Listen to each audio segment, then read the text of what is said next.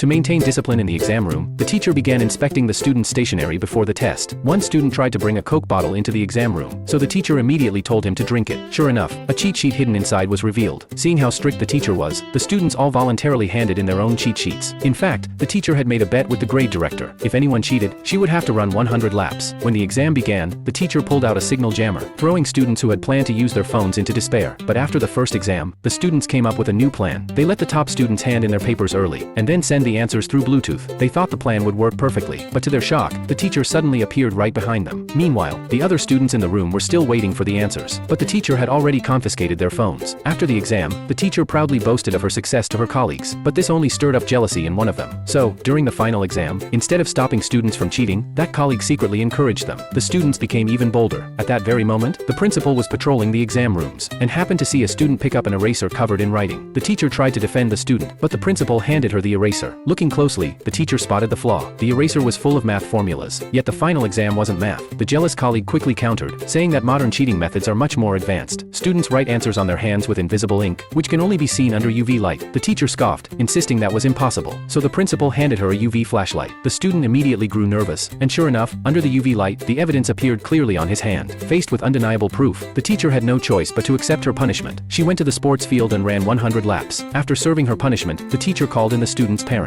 but she suspected the man was an imposter. She asked him several questions. Although he answered fluently, his nervous expression gave him away. When he left, the teacher secretly took his photo. An investigation revealed that he was indeed an internet cafe staff member, pretending to be the parent. So now, the question is, how should this student be dealt with?